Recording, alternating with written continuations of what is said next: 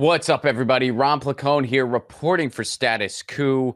So this has been all over the news as of this morning, or I guess depending on where you're at this afternoon. But 21 and potentially up to 24 Israeli soldiers were killed. The corporate media is calling it an attack, but well, here's what happened. Let's just go straight to what happened. So this is from Truth Out. Truth Out says 21 Israeli soldiers were killed after mines planted by the IDF in two Gaza buildings were detonated. Last week, the IDF used mines to blow up a university in northern Gaza, sparking international outrage. So you get what they're saying there. The IDF soldiers died because mines went off that they planted. Let's go to the article and dive into that a little bit. So this is from Common Dreams. IDF mines planted in Gaza buildings explode, killing 21 Israeli soldiers. At least 21 Israeli soldiers, last I heard the number might be up to 24 as of the recording of this, were killed after explosives planted by the Israeli Defense Forces in two Gaza buildings detonated, causing the structures to collapse. The explosion was apparently triggered by a rocket-propelled grenade attack on a nearby Israeli tank. Daniel Hagari, an IDF spokesperson, acknowledged during a televised statement that the buildings probably exploded because of the mines that our forces laid there in preparation to demolish them and the infrastructure around. Hagari said that most of the soldiers killed in the incident were inside or close to the buildings when the mines went off. Here's another tweet kind of unpacking this, as well as talking about the way the corporate media is reporting on it, because of course you're kind of getting the pro-war corporate media filter of the United States. So this is from Austin Alman. 21 IDF soldiers get themselves blown up while doing a war crime, and the AP frames the lead like this, then makes you scroll down 14 paragraphs to learn that 10 times as many Palestinians died yesterday. By the way, they count on you not scrolling down 14 paragraphs. Y'all know this. But so let's go to these images so you can see it a little bit better. 21 Israeli troops, this is the way it's been reported by the AP. 21 Israeli troops are killed in the deadliest attack on the military since the Gaza offensive began. So in the headline here, they don't mention how their own mines detonated. The Israeli mines detonated. They just call it a deadly attack. That they leave out that information. So here's the rest of the screenshot here. 21 Israeli troops are killed in the deadliest attack on the military since the Gaza offensive began. Palestinian militants carried out the deadliest single attack on Israel's forces since the Hamas raid that triggered the war, killing 21 soldiers. The military said Tuesday, a significant setback that could add to mounting calls for a ceasefire. So then you have to scroll down a bunch of paragraphs and you get this. Gaza's health ministry said Tuesday that the bodies of 195 people killed in Israeli strikes were brought to hospitals in the previous 24 hours. Keep in mind, hospitals are being bombed. Hospitals also received 354 wounded, it said. The fatalities brought the death toll in the strip to 25,490. And that's just what's being reported, by the way. Since the war began, the ministry said another 63,354 were wounded, it added. The ministry's count does not differentiate between civilians and combatants. So that's what's happening here. Those are the actual details of what's going on. Now, Breaking Point's just reported on this. And here's what they had. They compiled some of the TikTok videos that Israeli forces have been posting. So we're going to go ahead and watch some of this video. Let me just go ahead and tee it up here. Very serious news that we can report this morning. A stunning incident happening in Gaza. Let's go ahead and put this up there on the screen. We have the IDF has confirmed, this says 21 Israeli soldiers, actually been revised this morning to 24 Israeli soldiers killed as they were rigging two buildings in southern Gaza with explosives. Hamas attacked nearby tank with RPGs and explosions in the building, causing the buildings then to collapse on top of the soldiers. This is according to the IDF. The Israeli soldiers have routinely posted these celebratory videos on social media of themselves celebrating and laughing while doing controlled demolitions of Gaza neighborhoods and others. This is noted by Jeremy Scahill. I mean, we don't know yet much about the incident, Ryan, but what's your immediate reaction to this? This is some crazy stuff. The single deadliest incident so far in the war on Gaza for the IDF in this war. Right. This comes after they have claimed to have kind of operational control of major parts, if not all of Gaza, which clearly is not the case.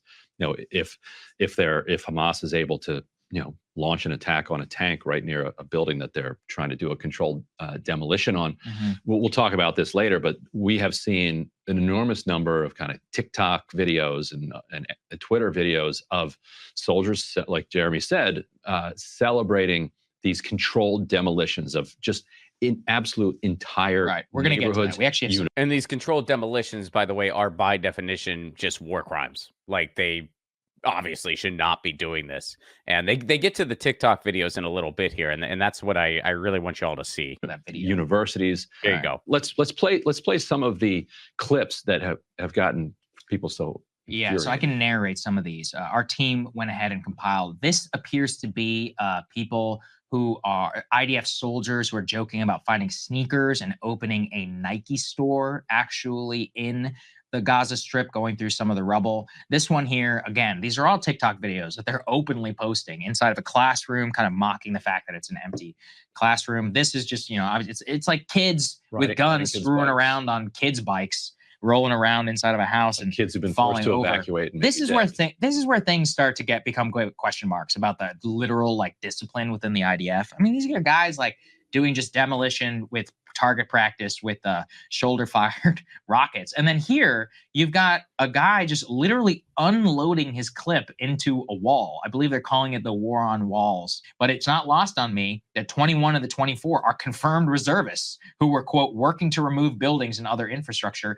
near the border. Right. For example, Army combat engineers and all this, they suffered a lot, with IEDs and others. So I would just say to Israel, you broke it, now you bought it, and now you signed yourself up for this is the future. This is what the future is going to look like. But don't forget, too, this is a small country. You only got 9 million people. That's not very military-age males and or females. People in Israel are going to be pissed about this. Already, the Prime Minister Netanyahu has ordered an investigation into this. It reminds me of an incident that we covered here previously, Ryan, where it was 10 IDF soldiers were killed in a single incident. It's like literal amateur hour. You're reading this. It's one guy, a couple guys. Okay, at this point, I'm curious if Ryan Grimm is going to get to speak throughout this broadcast. I was curious how he was going to respond to this specific point. Let's see if he gets to speak. Wandered off, they get pinned down. Then, some colonel for some reason is like, hey, I'm going to go and help them. All of them get wiped out in 15 minutes. But again, this does not happen in the U.S. military. And their total lack of discipline and others is really coming back to bite them. But it also just demonstrates you can lose a lot of people. 217 is the total acknowledged death toll by the IDF. We don't know what the real one is. And we definitely don't know what the wounded number is. But the longer this goes on and the longer and longer you got troops in there, that's going to keep on going. And you lose 24 guys, even in a month, you start to do the math and we start to think about the toll that's going to take on the Israeli military. The IDF is trained and practiced as an occupation army, mostly in the West Bank, or stationed around the Gaza envelope. But in the West Bank, they are kind of raiding homes of mostly unarmed Palestinian civilians. They can't fight back. That they're arresting unarmed Palestinians occasionally. Once in a while, there's actual live fire, in Jenin or elsewhere. But it's not as if they're running up against kind of a trained military, and certainly not one that has had years to kind of build tunnel infrastructure that they can exploit against an invading force. And this is all happening as Netanyahu keeps signaling that he's going to launch some type of ground invasion against southern Lebanon. Yeah, I know. Good luck. You're what you can do is you can occupy the West Bank. Yeah.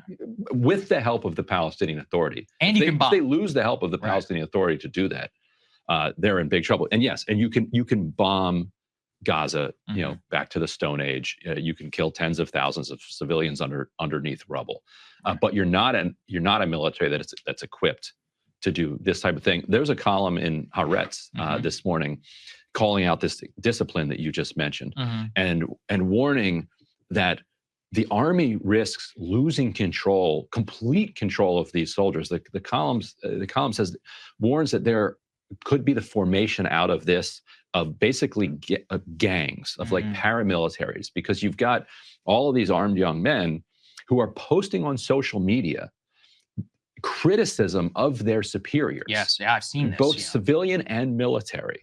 And then getting cheered on by the Ben-Gvirs and the other hard right elements of the government. And that has the potential to just spiral out of control.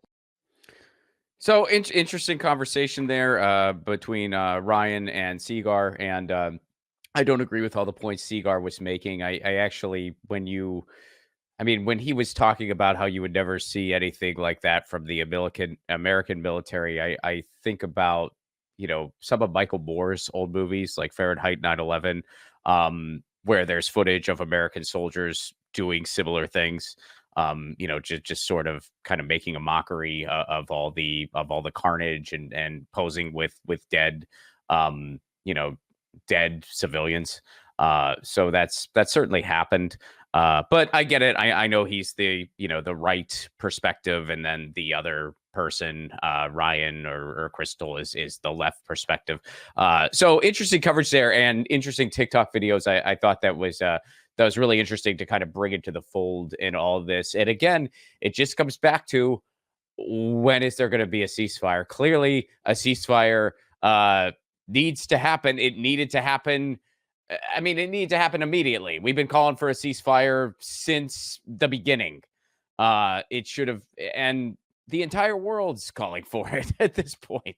The entire world, except for Israel and the United States, and of course, a lot of entities within the United States, because we are a grossly war propagandized media. To hear actual conversations where different points of view are making different points and really unpacking the thing, as far as what's actually happening, you need to go to YouTube and independent media, because we just showed you what the AP will do.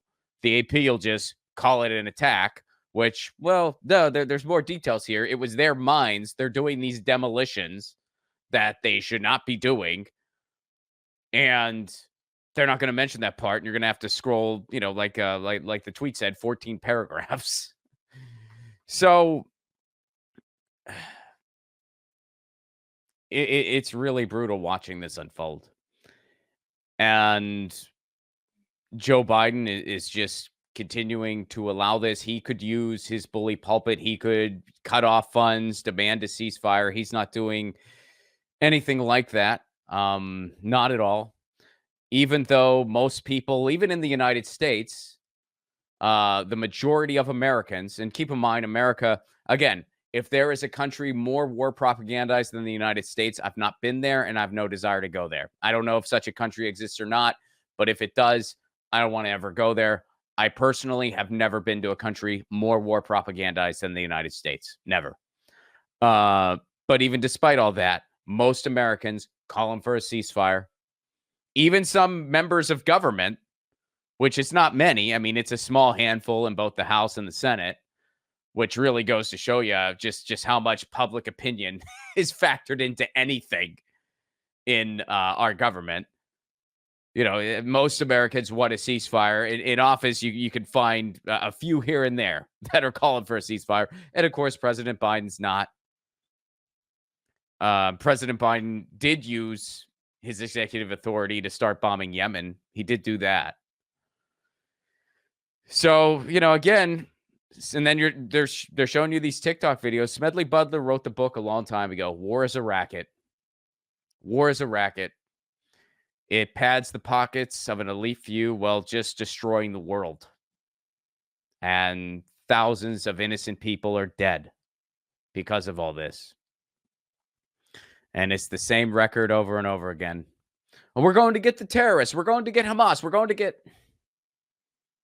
Same record. They spin it over and over and over and over again. So Hopefully we will see a ceasefire. Hopefully we will see a ceasefire. Although, unfortunately, there's not. I mean, more and more countries around the world are putting pressure on. They're demand. I think Switzerland came out recently demanding a ceasefire.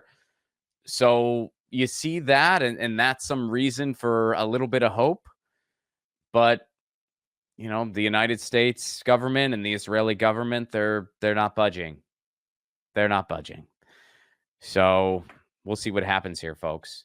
That's a breaking story that kind of just broke a few hours ago as of the recording of this. I'll mention this on a slightly brighter note. This is breaking news of a little bit more pleasant perspective. I just found out there's going to be a screening of my movie in Chicago, along with some left-wing Chicago punk bands, or at least one of the bands is an outspoken left-wing band. I'm not sure. I can't say that about every single band, but Left at Wall is going to be screening at Reggie's on February 16th. And then after the screening of the movie, the bands Tractor Boy, Actions Dictum, and Silver Abuse are going to be playing. That's at Reggie's in Chicago. More information will be available real soon. I just found this out this morning, but February 16th, Reggie's in Chicago, Illinois. There's going to be a screening of my movie, Left at Wall, followed by some left-wing Chicago punk bands, which I dare say I highly, highly approve of. You can also see my movie February 22nd in Tucson, Arizona, February 29th in Omaha, Nebraska, March 20th in Washington, D.C., and that's a free screening in Washington, D.C. March 22nd, I will be in Pittsburgh, Pennsylvania, doing a show, a screening of the movie, and a Q&A after. And April 14th, myself, along with other cast members of the movie, will be doing a show, having a screening of the film, and a Q&A after. You can get tickets and all information at ronplacone.com. In Chicago, we'll have that information for you as quickly as we can, but that is breaking. But Chicago, mark your calendars for February 16th. This is Ron Placone for Status Coup, signing out.